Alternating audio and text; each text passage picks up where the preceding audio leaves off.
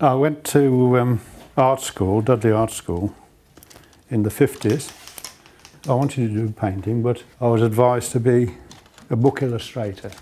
They always thought there was more possibility of earning a living as a book illustrator than a painter. Went out of art school into the army. When I came out of that, I then started to paint.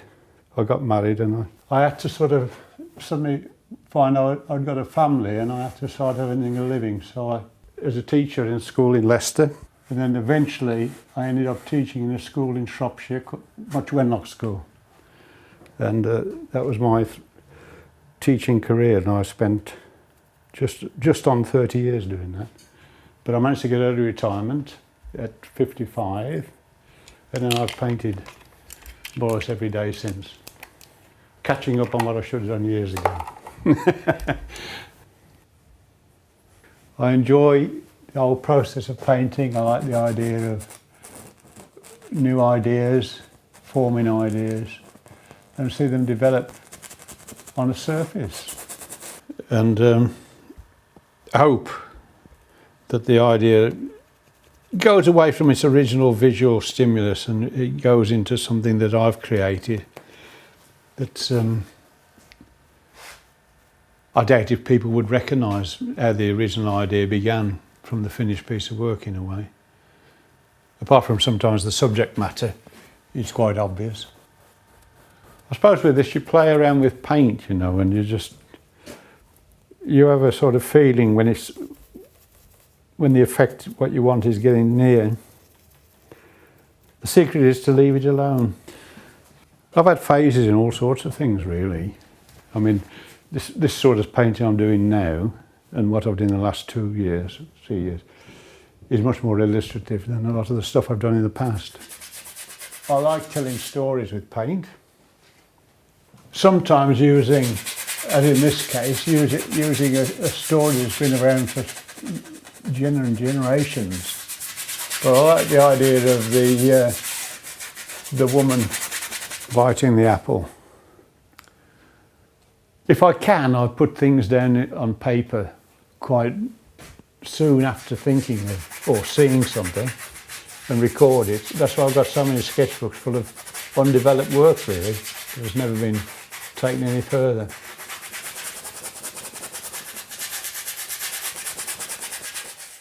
When I first lost the eye, I was doing this to paint. I had to sort of hold on to the brush with my other hand to actually touch the canvas, because I couldn't judge the distance between the canvas and the brush. I think the work has gone flatter, more decorative, and probably more illustrative, really, going back to the roots. One of the main things with painting, isn't it, the use of colour, and I do love the use of colour, whether it's sombre or bright.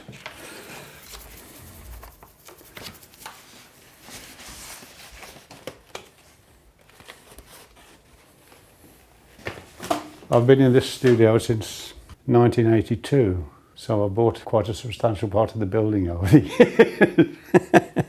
years. This has enabled me to do, much bigger work and not feel so crammed, really, with the 2 rooms. You see, although I do quite a lot of drawing, preparatory drawing for these things, I don't refer to them all that much once I've started. It's a sort of thing that mulls around in your mind, eventually go off on a different tangent from the drawing, because it's a completely different thing. I'm a bit selfish, really. I paint. I paint for myself. I should communicate to people, but it's not an essential part of what I do. If people are interested and they like it and they can tune into it, question it, that's fine. Yeah. That's the sort of pencil drawing I start with, isn't it? For the initial idea. Once it starts forming in my mind, and usually do a few more based on the same theme in different ways, that becomes more of a flat surface decorative drawing. And finally, I decided to put this woman in, which obviously is based on Eve when she bit the apple. All hell let loose. I just think about them and churn them over in my mind, really. That's what I tend to do. These were a series of things I did in the past, actually, and then I've rethought this idea. It's just come back into my mind. The chicken man. I don't know where they come from. I mean, they just sort of evolve. And I'll just get this.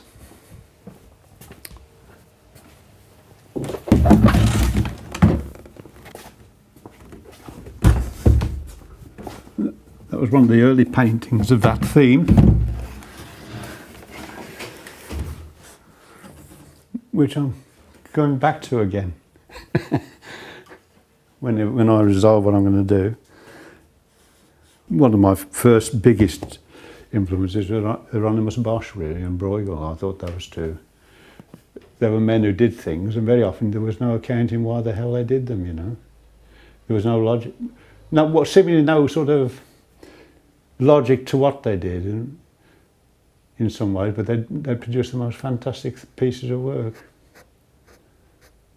It's on a...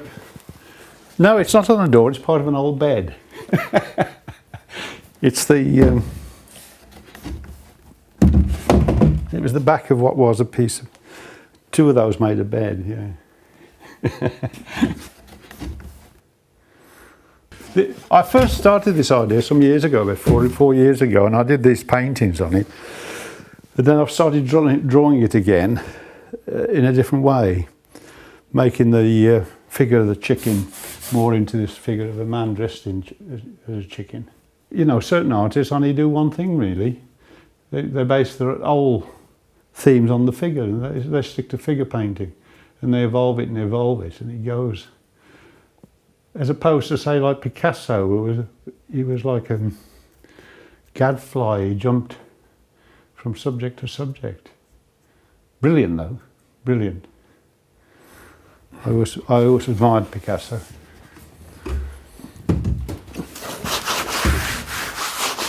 A bit dull. They've been standing around a bit.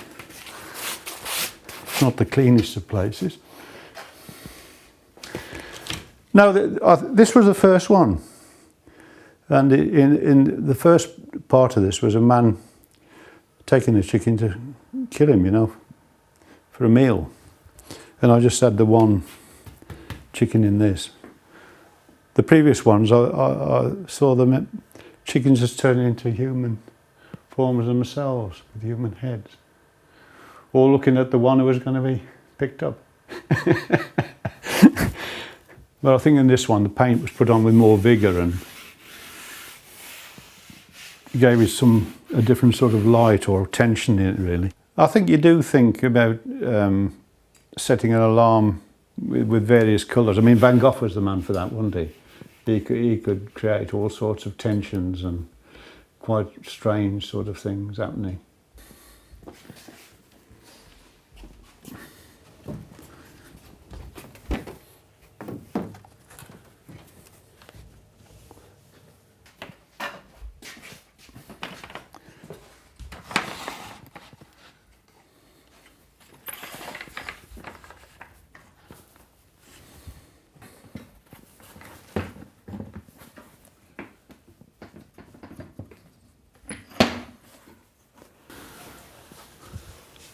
There used to be a slaughterhouse outside Bridge North, and I went up there and started sketching. It wasn't like this, there was none of this, but I put the hooks in there to sort of show that what's going to happen to the poor thing in the end. And it went on to be a theme in the butchers and slaughterers, where I used carcasses as well as the pigs themselves. Well, when I left school, I went to work on a farm, and I was going to be a trainee. Well, I was trainee dairyman, but up in Wales. And I think that, you know, it comes out in your work, really. I do use them a great deal, whether it's these or pigs or these pigs in a...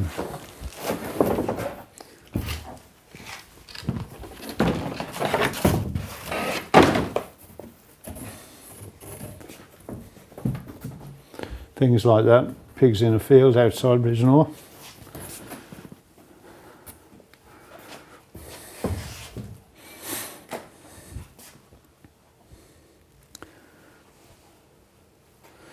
But they're not painted like pigs, really, are they? I mean, some people paint pigs beautifully and realistically.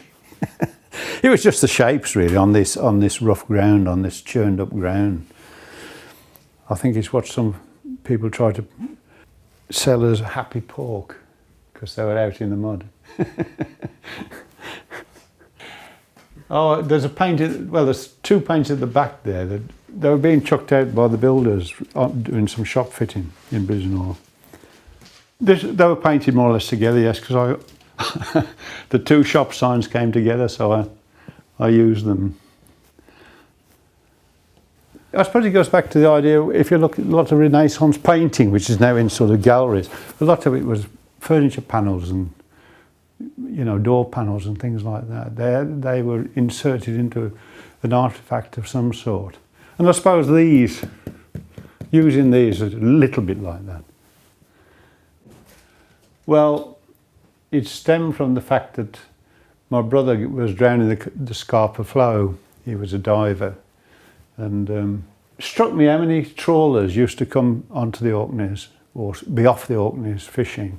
Also, it ties up with the idea of exploiting the sea and taking all the fish out. And all you're left with is the spirits of the fish in the sky. This is a series of drawings I did for circus in Winter Circus, actually. It's a circus that a friend of mine used to have on his smaller holding for the winter.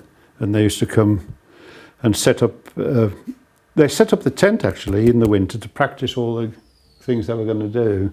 So you got this mixture of a farm and the hill at the background, which has always been an obsession of mine, the hill, Clee Hill with the radar station on the top. And these characters used to come up and winter up there in caravans and old circus wagons.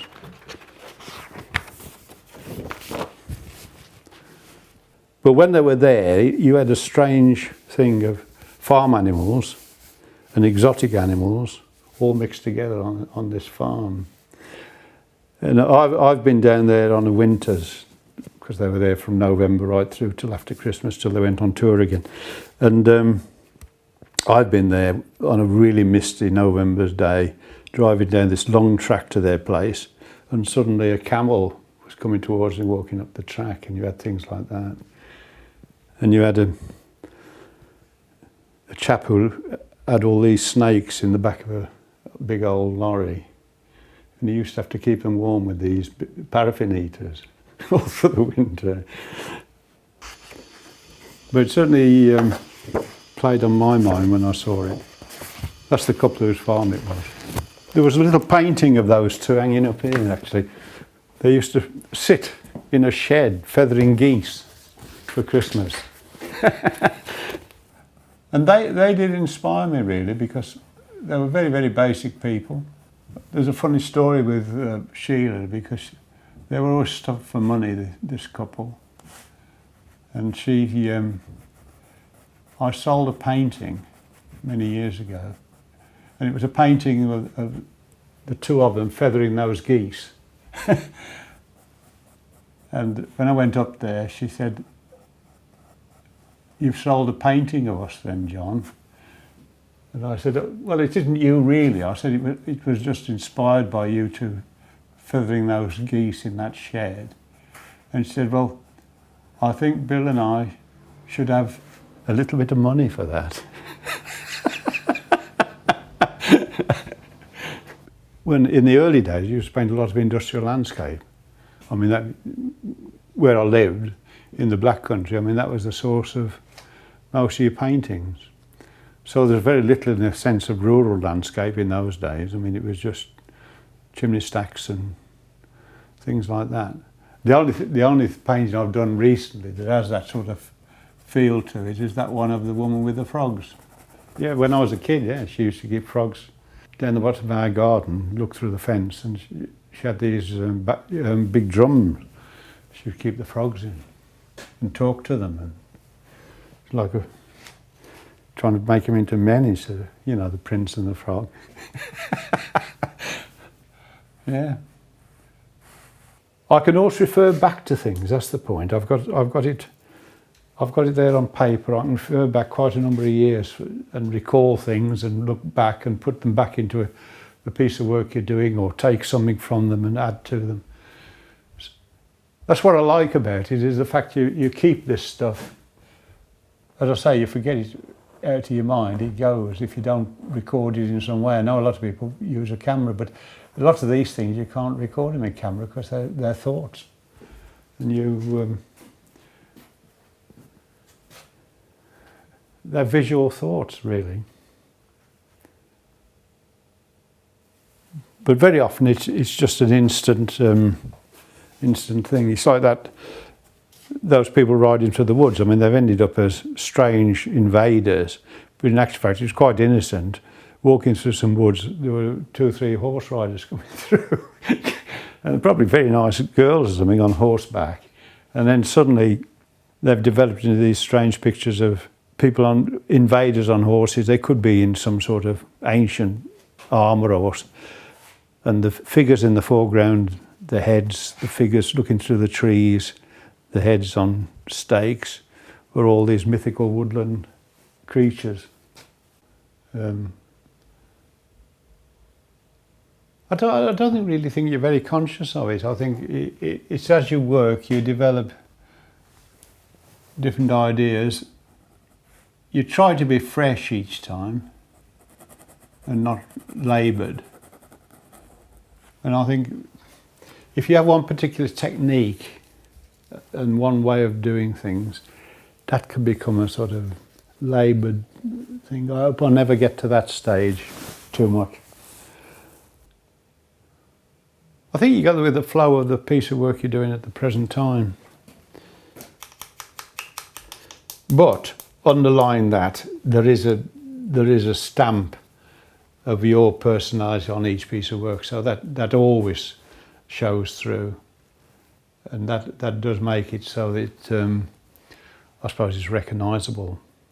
You can't evade that, I don't think, unless you do something completely different and in a different medium, or consciously try and develop a different style of working or a different way of working.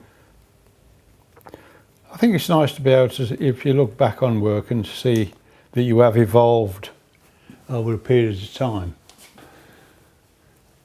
Interests tend to be practical in the sense that I do quite a bit of, well, I suppose you'd call it DIY, but it's necessity that it has to be done. I like a certain amount of gardening, though we've only got a small garden. I certainly like walking and going out into the country. I've got an old Land Rover I take out and can go into, you don't have to worry about it being a smart car. I can just sort of go into lanes and things that don't really matter. That, and I suppose as you get older, you spend more time with your family in a way. Grandchildren take up a bit of the time.